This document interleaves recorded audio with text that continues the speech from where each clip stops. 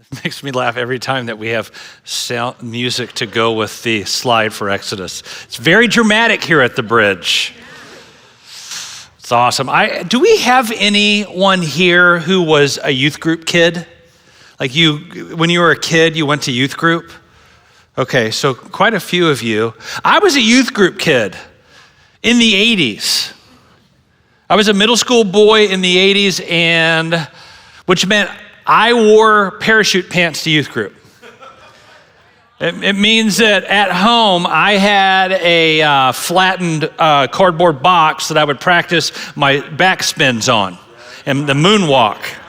And then I would go to youth group, and we literally, at youth group, we would like, a little dance party would just break out, and guys would be breaking, and I was not good at it. But man, I loved my youth group. When I was in 7th grade, in our youth group, you got to go to youth group when you were in 7th grade. It was a huge youth group. It was a big youth group. So I was pretty intimidated when I got there. There's probably like 600-700 kids in our youth group. My dad was a youth pastor, so I kind of knew the man, and so I felt a little bit confident, more confident than others, but walking into that room full of people was a little intimidating for me. And I remember they played a song that like, I was like, oh, this song made me feel comfortable at youth group, because in the 80s, we used to have songs, and all of our songs had motions. You remember the motions? Yeah? Come on. Aaron, where's Aaron? We need songs with motions. No motions today. I don't understand it. We sing a song called Pharaoh, Pharaoh in the 80s. You guys, so see, yeah, I'm getting some amens. I like the callback. Come on. Now, we sang the song called Pharaoh, Pharaoh, and it had motions. I want to demonstrate with you. Do you guys can I sing a little song for you and do a little dance? Yeah? All right. The song goes like this. Oh my God. All right. They have music. All right, this is how it goes. Pharaoh, come on everybody. Oh baby, let my people go. Huh. Yeah. Imagine 700 kids doing this, right? They found the song since the first service. That's awesome. That's amazing. You got to give a hand for our tech booth back there. Always one step ahead of me.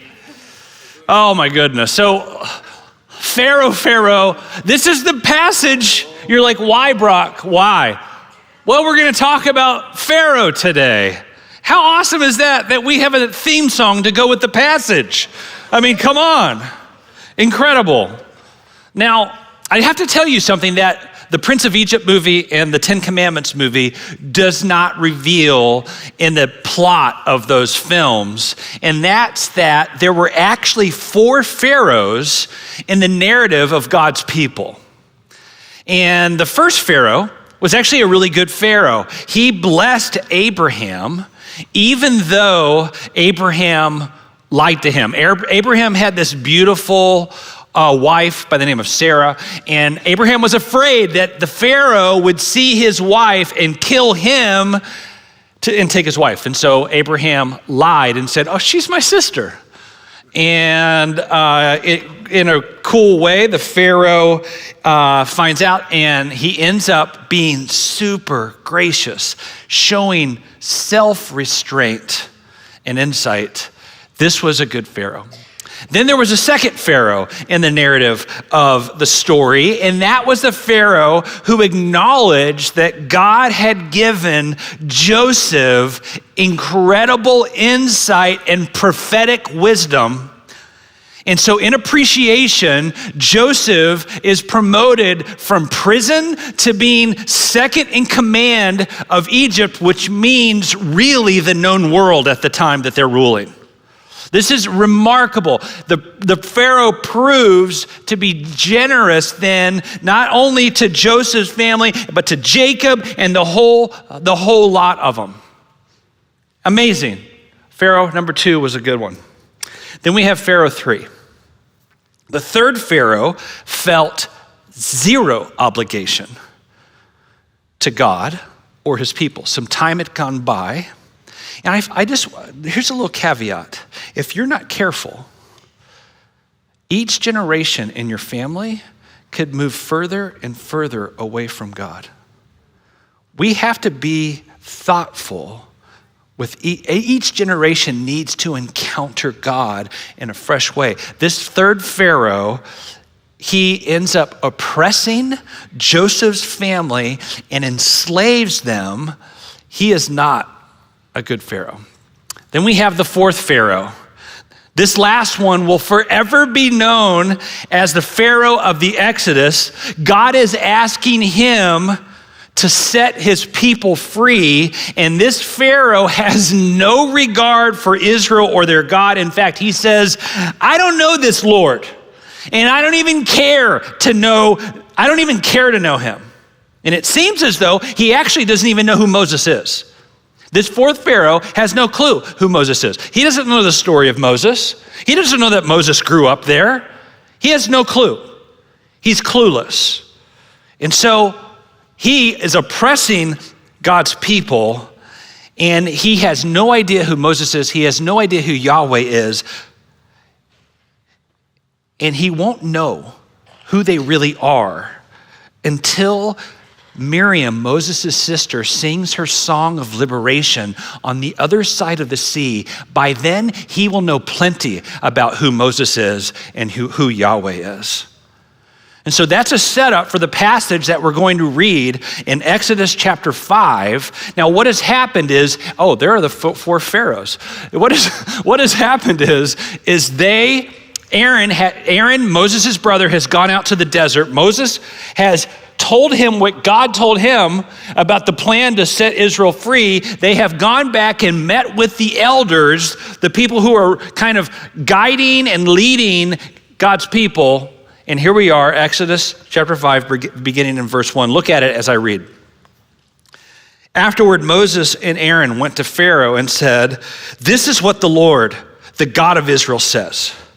Let my people go, so that they may hold a festival to me in the wilderness." Pharaoh said, "Who is the Lord that I should obey him and let Israel go? I do not know the Lord, and I will not let Israel go." Then they said, "The God of the Hebrews has met with us.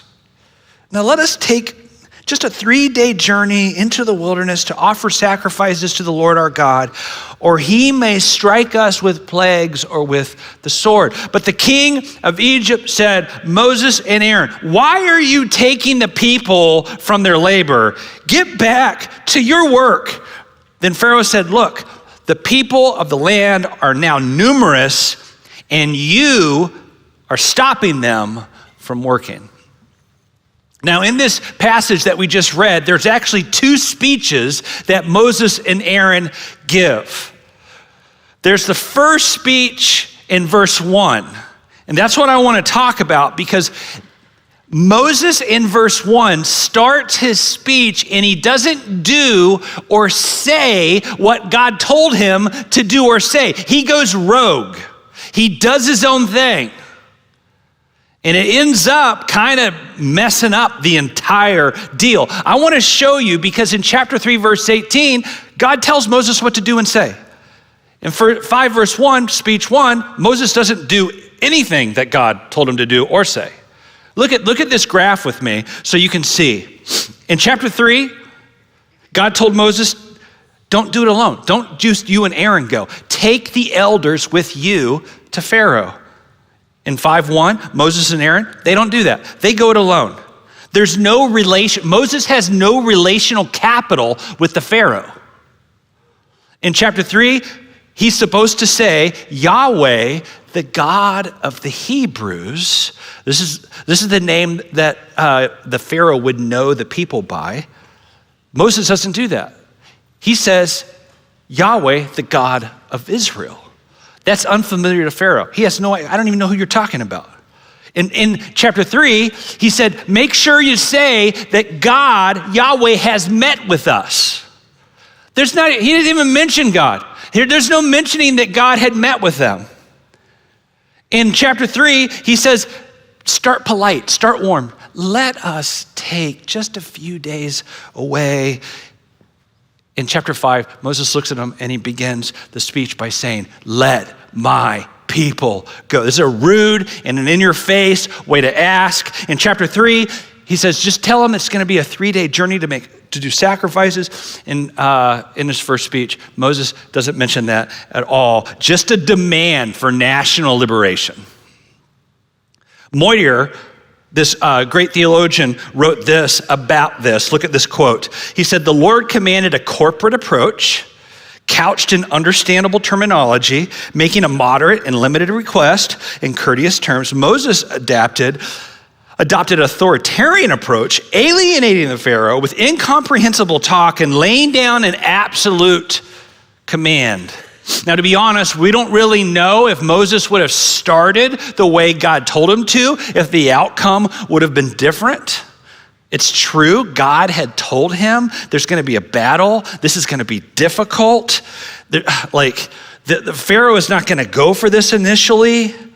But if Moses would have started warm and light, maybe the blunt and ruthless counterblow to even more suffering may not have happened. If Moses had actually done what God told him to do, the process might not have included cruel suffering that was immediately imposed. Look at what the cruel suffering is.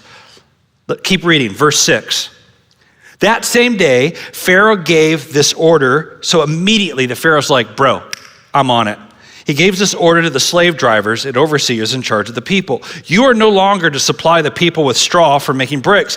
Let them go and gather their own supplies, their own straw. But require them to make the same number of bricks as before. Don't reduce the quota at all. They are lazy. That is why they're crying out, let us go and sacrifice to our God. Make the work harder for the people so that they keep working and pay no attention to lies. Verse 10, then the slave drivers and the overseers went out and said to the people, this is what the Pharaoh says, I will not give you any more straw. Go and get your own straw wherever you can find it, but your work will not be reduced at all. So the people scattered all over Egypt to gather stubble to use for straw. The slave drivers kept pressing them, saying, complete the work required of you each day, just as you had when you were given straw. And Pharaoh's slave drivers beat the Israelite overseers they had appointed, demanding, why haven't you met your quota of bricks yesterday or today as before? So the beatings and the work increases, and this puts God's people into more awful. You ever tried to make a situation better, only you end up making it worse? Has that ever happened to you? Husbands, you with me? Yeah? Harry raises his hand. Here, I'm here, present. Totally. You think, oh, I'm a fixer. I can fix this. You enter it, you just blown the whole thing up. Way worse than before. My wife and I lived for 5 years in Washington, D.C. We love that city. It's a great city to live in. We bought this house, a fixer-upper, and I had this brilliant idea. We buy the house, let's go in first, and I'm gonna knock down all the walls. This kitchen is from 1945. We're gonna get rid of the kitchen, get rid of everything, then we'll move in, and we'll live in it a while, and I'll just slowly fix it as we go. This sounds like a brilliant idea, wives, yes? No? So I knocked down all the walls. I'm doing the work all myself. My dad is helping a little bit. Kelsey's father started helping. We knocked down all these walls. He ends up cutting the electricity, the wiring, pulling it all out. He thought we were getting rid of that. So now we have to rewire the entire house. We have destroyed this place.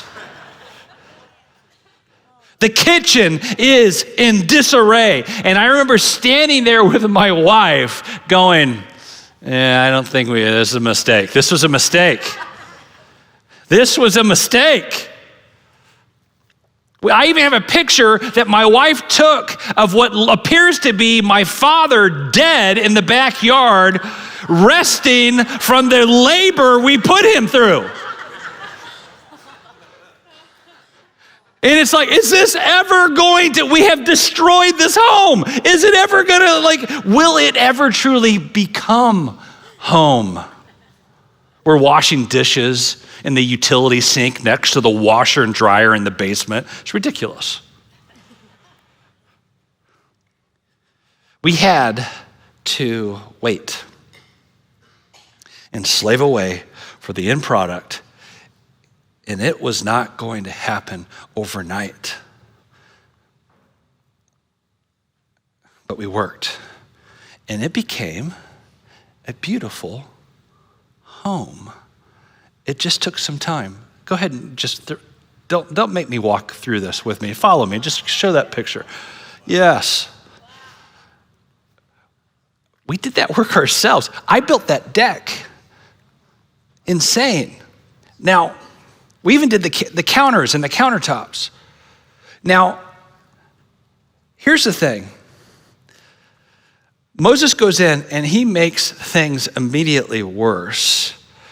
And it is, Pharaoh's response to him is unmistakable and stern. What you're asking will never happen. Not a chance, no way, no how, never. And now the true torture will begin because of what you came in here and talked to me about. Pharaoh doesn't give a rip who God is and what he's asking him to do. Pharaoh is going to do what Pharaoh wants to do, and Pharaoh wants to oppress a people. Now hold on, because it's easy to immediately look at Pharaoh and be kind of judgy.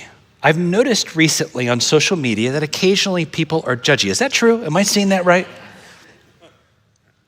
Pharaoh, we could judge him pretty harshly here. He has no idea who Yahweh is. No one raised him in the ways of the Lord. He knows what he knows. He's an awful person. He is evil.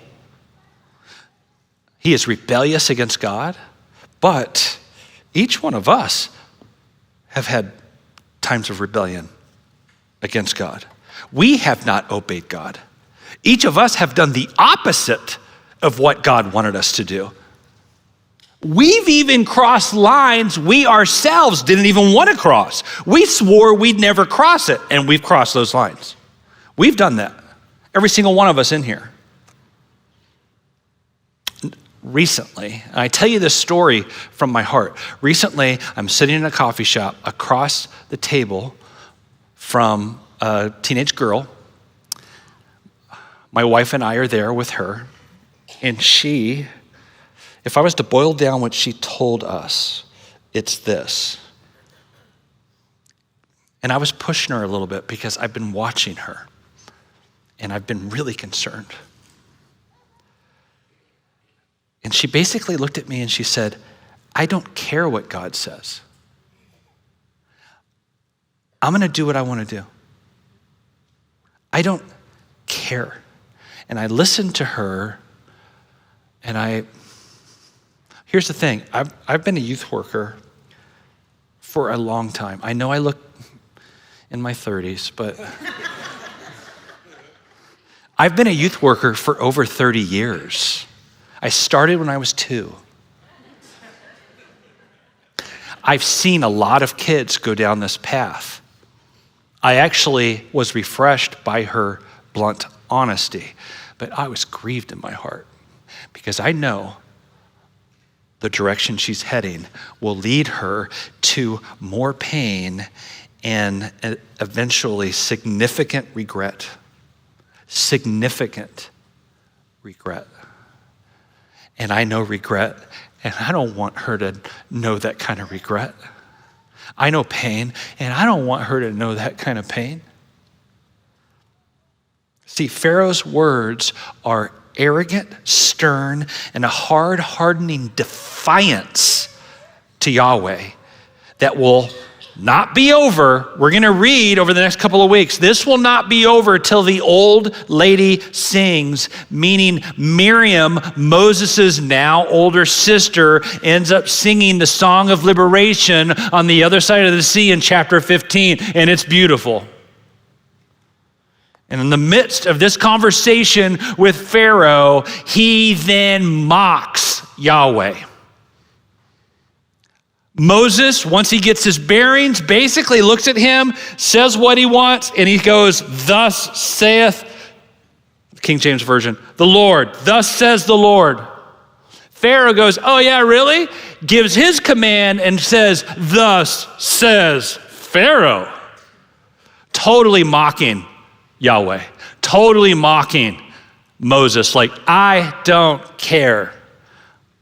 You have no weight here. Who are you? You're no one. You are nothing. I'm the only one who can thus say.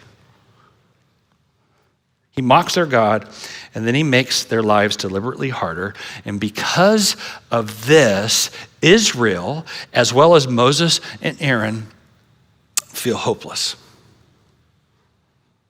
They are without hope. They have no hope. There's no hope. Things are worse. Things are staying worse. There is zero. They are slaves. They are hopeless. So let's keep reading. Verse 15. Look at it with me. Then the Israelite overseers, they went themselves and appealed to Pharaoh. "Why have you treated your servants this way? Your servants are given no straw, yet we're told, make bricks. Your servants are being beaten, but the fault is with your own people." Pharaoh said, "Lazy. Lazy, that's what you are, lazy. This is why you keep saying, let us go and sacrifice to the Lord. Now just go to work. You will not be given any straw, yet you must produce your full quota of bricks." The Israelite overseers realized they're in trouble when they were told, you are not to reduce the number of bricks required of you each day. We're in big trouble. Verse 20. When they left Pharaoh, they found Moses and Aaron. They're waiting for them, waiting to meet with them. And they said, "May the Lord look on you and judge you. You have made us obnoxious to Pharaoh and his officials and have put a sword in their hand to kill us." Now notice, the elders are like, "You guys stink. You've ruined everything. Stay out of our business." They go to Pharaoh by themselves without Moses and Aaron to hopefully smooth things over. They come back and they're like, we can't even, like, we have a relationship with Pharaoh. You've even ruined that. You have ruined everything. You have made everything worse. There's no hope. Doesn't go well. And they turn and they blame Moses and Aaron for it all. And so Moses and Aaron have been pushed to the side, and their voice has been removed for a time. They've been blamed for all the mess, for all the latest suffering, and rightly so. But let's keep reading because we're going to see something important here. 2 verses, 22, 23. Look at it with me. This is key. Moses returned to the Lord and said, "Why? Why, Lord, why have you brought trouble on this people? Is this why you sent me? Ever since I went to Pharaoh to speak in your name, he has brought trouble on this people, and you have not rescued your people at all." Now, you're not going to believe this, but we actually know what Moses looked like because they did an archaeological dig. So look at this picture that they found. All right, so that's Charlton Heston, but it's close. If we've learned anything about Moses, starting at the burning bush in the desert, it's that he's not afraid to confront God with challenging questions. It actually becomes characteristic of the man himself. If you keep reading his story, you keep seeing it. And it's something that God not only permits, but encourages. Now, I remember as a boy asking questions. I was a curious kid. If I didn't understand something, I didn't just accept it. I wanted to know, well, how does this play out? How does that work? Why does this happen? How come God does this? How come this is right and this is wrong? I had these kinds of questions. And my Sunday school teachers quickly squashed my curiosity and made me feel like my questions were sinful and rebellious. And so I just kind of went quiet. But inside, I was stewing. Like, I just wanted to know. And it wasn't until I was in 10th grade that I couldn't hold it in anymore. And I went to my dad, by this time in frustration. And I was like, Dad, I don't believe this. And I gave him my questions, my reasons why. And he looked at me with the biggest smile on his face, and he said, Brock, I've been waiting for this day. You're finally asking life's most beautiful and important questions, and now we get to journey together, and your faith can be thoughtful and critical and your own. And I became liberated to ask my questions again. Your Sunday school teacher, or your mom, or whoever that adult was who told you that questions were the enemy, I just want you to know, God doesn't think that way. He loves Moses' questions. He encourages Moses' questions. He wants Moses to be thoughtful and savvy, intelligent. He wants Moses to have a big brain. Moses asked his questions his whole life. But know this, not only is it characteristic that Moses asked God questions, there's also something about his character that showed it's revealed here in the text. Rather than answer the bitter accusation of the Israelite elders, you did this. He could have been like, what are you talking about? I'm just doing what God told. There's no excuse. He turns from them in silence, really in agreement. He agrees with them. And he turns from them to God. He can understand why they're blaming him. But he's not willing to shoulder the blame alone. Now, granted, Moses knows that Pharaoh is to blame. Pharaoh's to blame. He's the one for sure doing this evil, oppressing a people.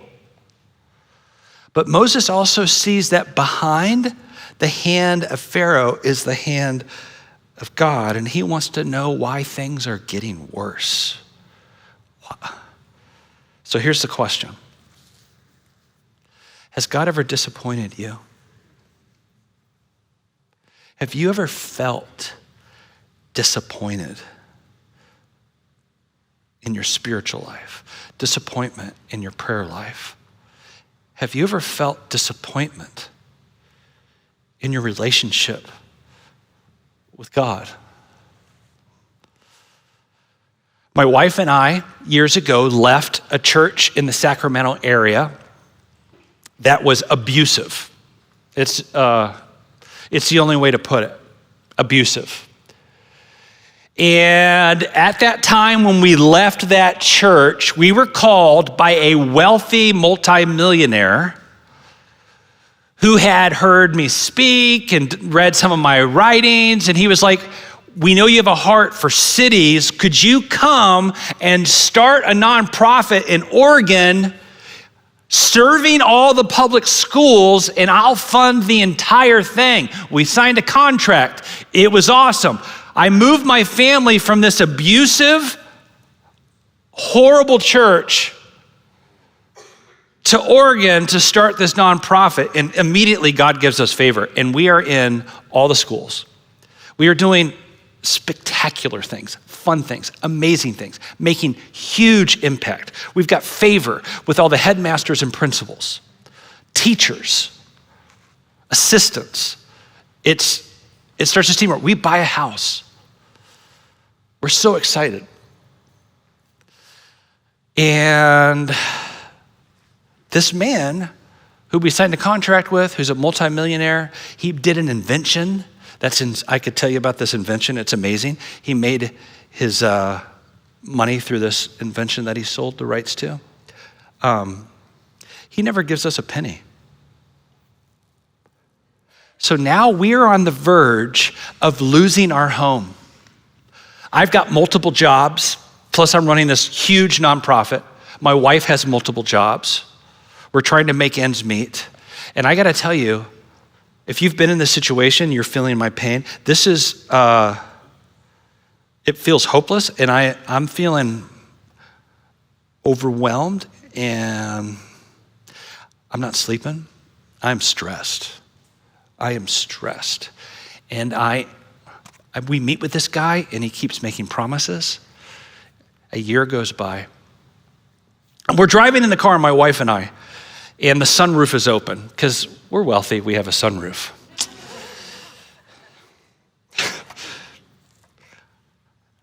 We're talking about our frustration. And I go, friggin', where's God? Where is God? And I'm mad. I feel like angry. He has let us down. He brought us up here for this. And I took my hand and I pointed it at the heavens through the sunroof. And I said, where are you? And when I did that, I looked at my wife and she went, and started weeping. And I was like, maybe I went too far there.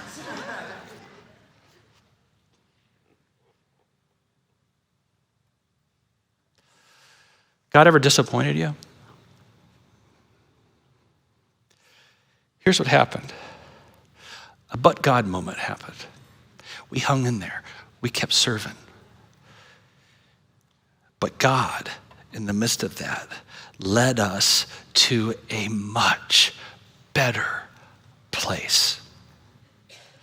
We had lost all hope. But God, through that, taught us the difficult lesson of relying on Him when things appear dismal.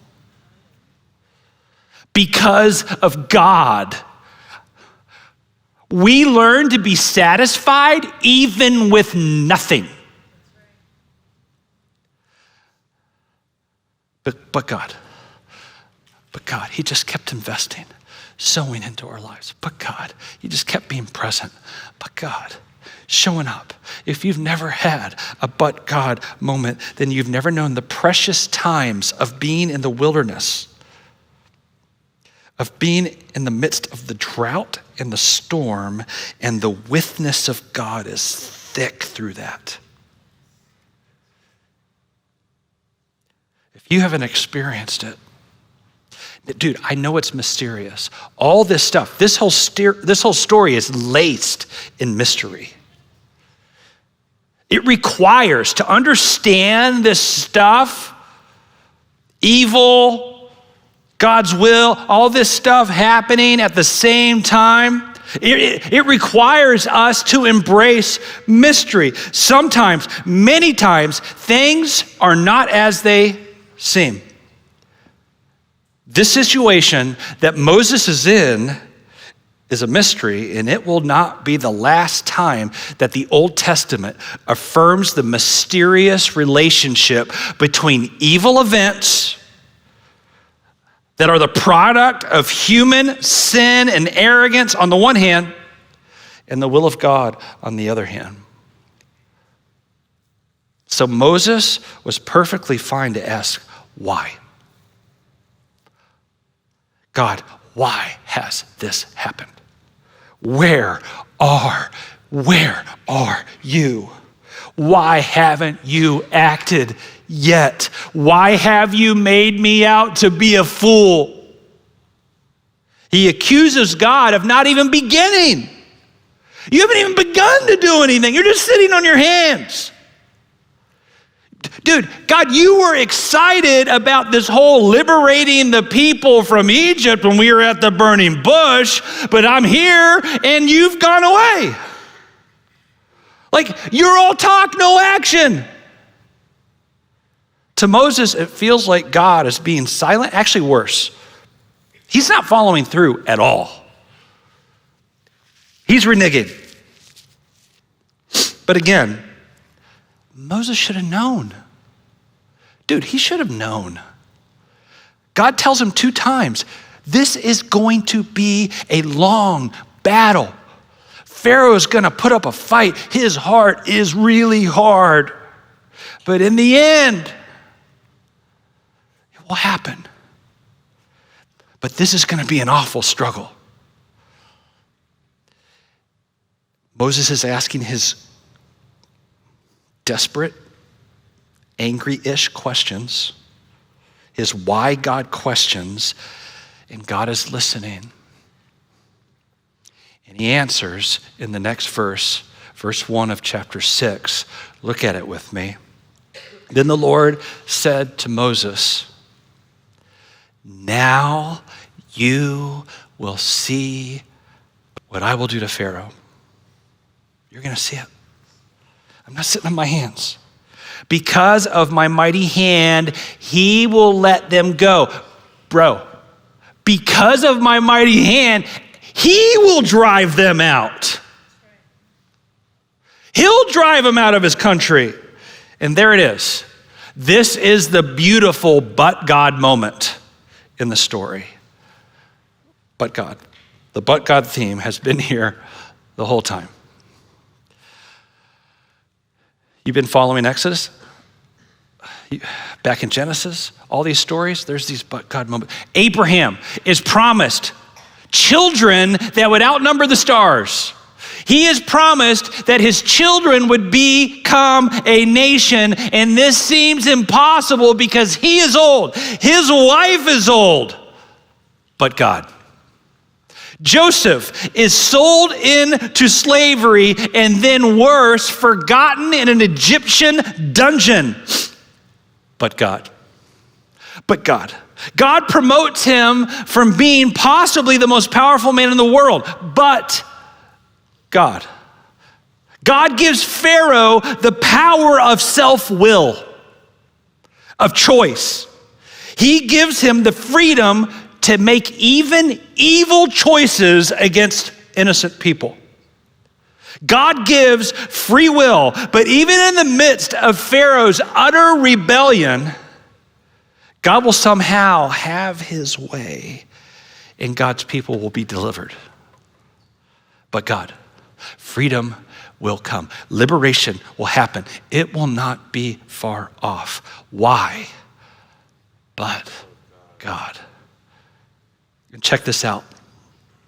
See, Pharaoh provides a portrait, and we see this portrait displayed in our world today, of personal arrogance and social oppression, while Moses provides a portrait of hopelessness and discouragement in the face of this.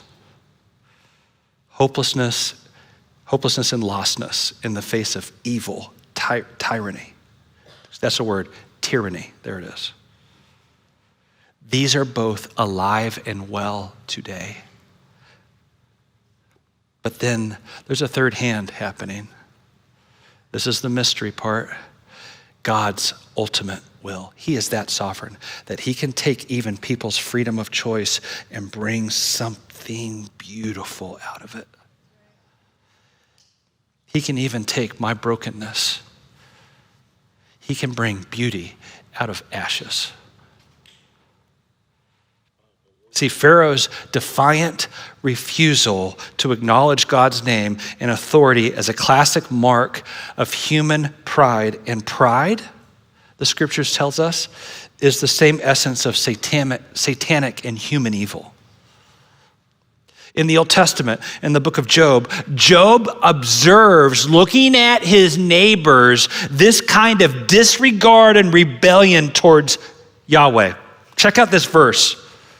This is typical kind of in the life of people in rebellion against God.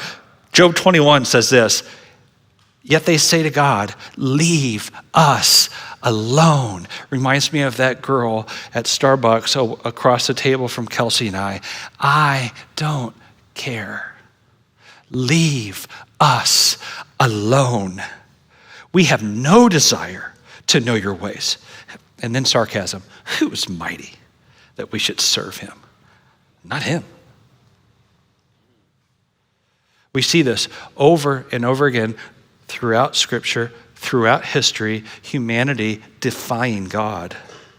If you just look at the story of Jesus, man, I love Jesus.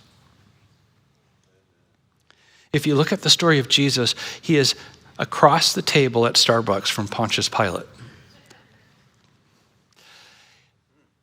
He and Pontius Pilate are having a conversation, and arrogantly, Pilate claims that he has the power of death in his very hands.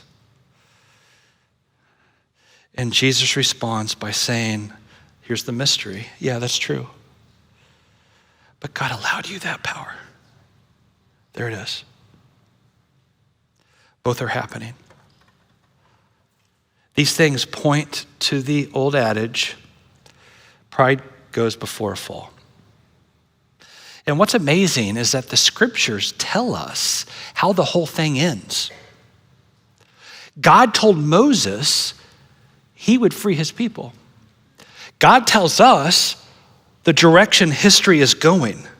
Daniel, Isaiah, other Old Testament prophets, the New Testament writers, even Moses himself spoke of this, that one day God will come himself. He will not send another. He will come and he will wipe every tear from everyone's eyes. He will heal our brokenness and our sorrow. He will make all things right. Hold on. Hold on. Hold on. It's coming. It will happen. It won't be long.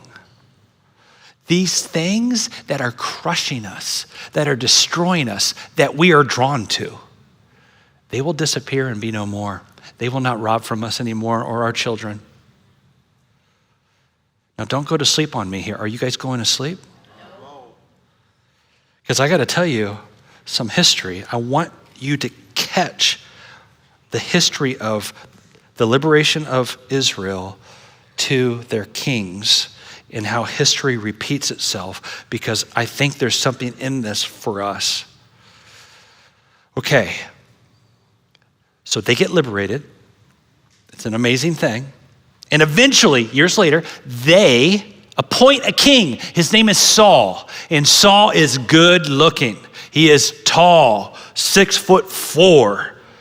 He probably looks like Matthew McConaughey, my wife's favorite boy. He's dreamy, she says. He's dreamy. King Saul is dreamy, but he has no character. He ends up not being a good king.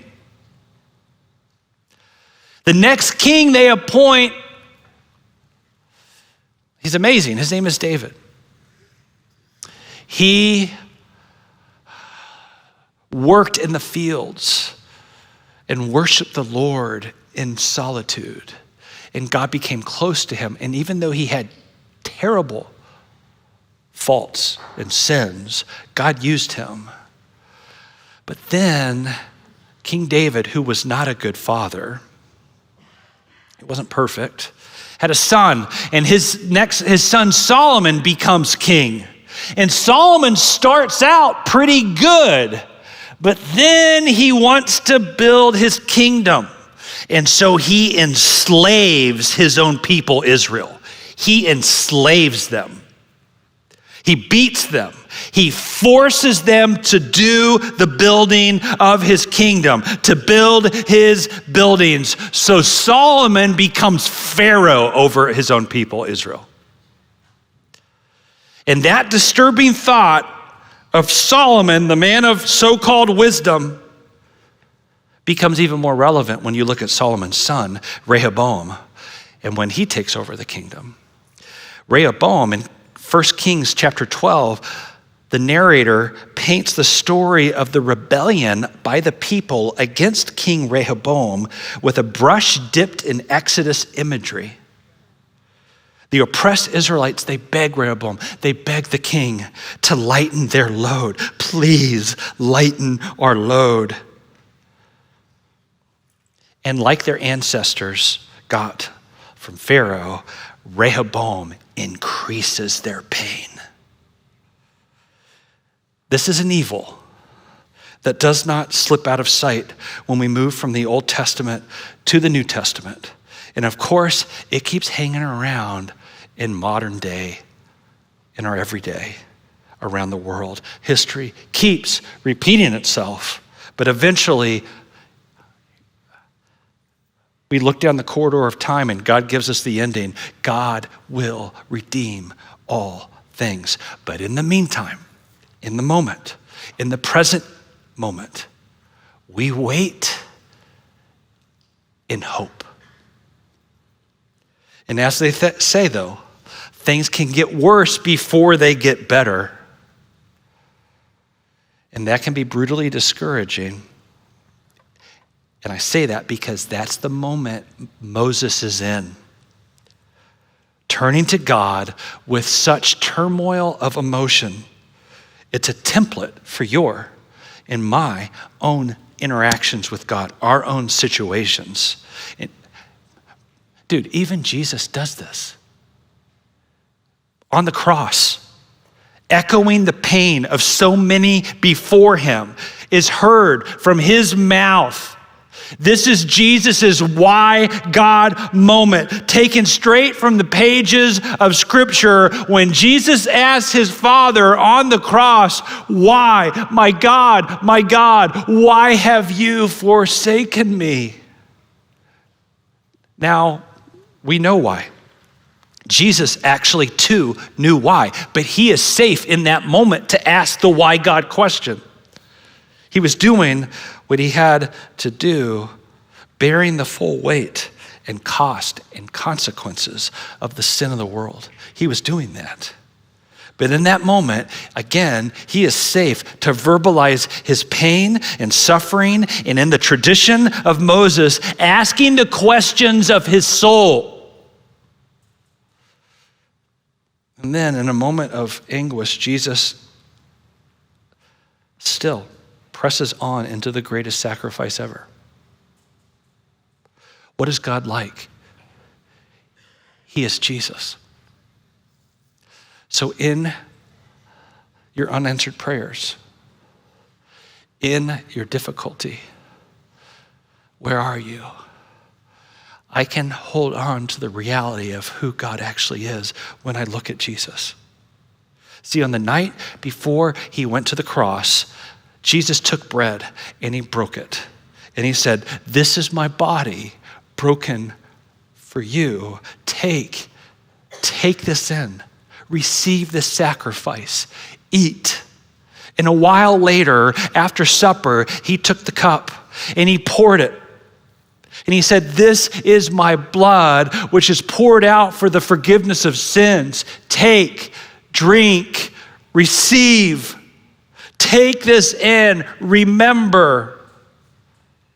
Never forget. Never forget that we were stuck in our sin, but God. We were without hope and didn't know actually who God truly was. But God put on flesh and took humanity's wrath and sin upon himself. I want to invite the band out, and we're going to take communion. I want to read this verse. Look at it. This verse is incredible. In Romans chapter 5, it says this: Christ arrives right on time to make this happen. They're waiting. He didn't and doesn't wait for us to get ready. He presented himself for this sacrificial death when we were far too weak and rebellious to do anything to get ourselves ready. So in the midst of our selfishness and rebellion, but God. In spite of my own inclinations towards even self-destruction, but God, he intervenes. But God, hang in there. We're going to take communion, and as you go to the table, I want you to receive this sacrifice, this love for you. This side, you go to your right. You guys in the middle will go to your right. You guys will go to your left. You guys will go to your left. We're going to come down here, and they will serve you. Let me invite the communion team to come forward. And before we take this, can I ask you, are you ready for your but God moment? You know that prayer that you've given up on praying? Some of you have even given up on hoping. To hope feels scary. After you take the bread and cup, come and get prayed for. We would love to pray for you. The band is going to lead us. When you're ready, come and take the bread and cup.